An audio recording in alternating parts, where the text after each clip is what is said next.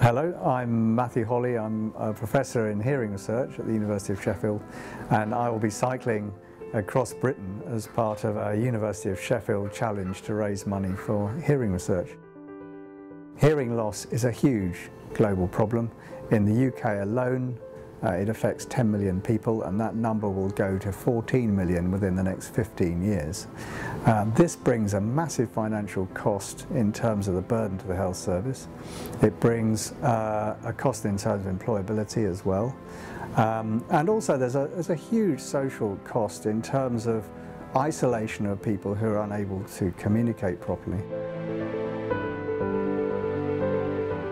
The investment in hearing research is very, very small. So we spend about £1 to £2 per affected person in the UK, and that is about 1/10 of what we spend in blindness. It's about 1/20th of what we spend in terms of diabetes, and it's around about approaching 100th of what we spend in heart disease. So actually the scale of the problem is largely underestimated.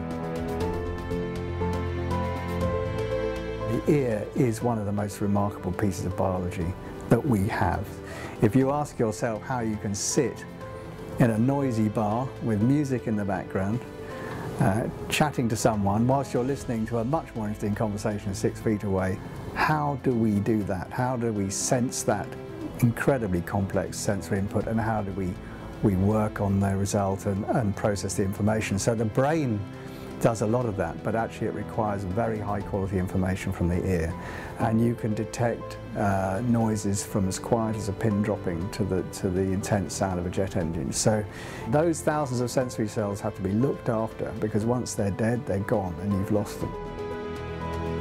Understanding how these cells work and convert sound into chemical signals and electrical signals helps us to understand how to repair them, and even informs us ways, new approaches to develop the software required to improve hearing aids and things like cochlear implants.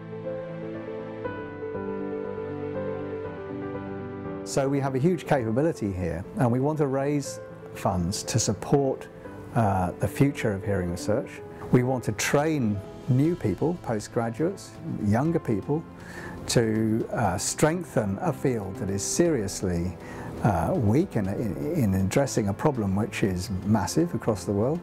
And we also want to engage our students at the university in outreach.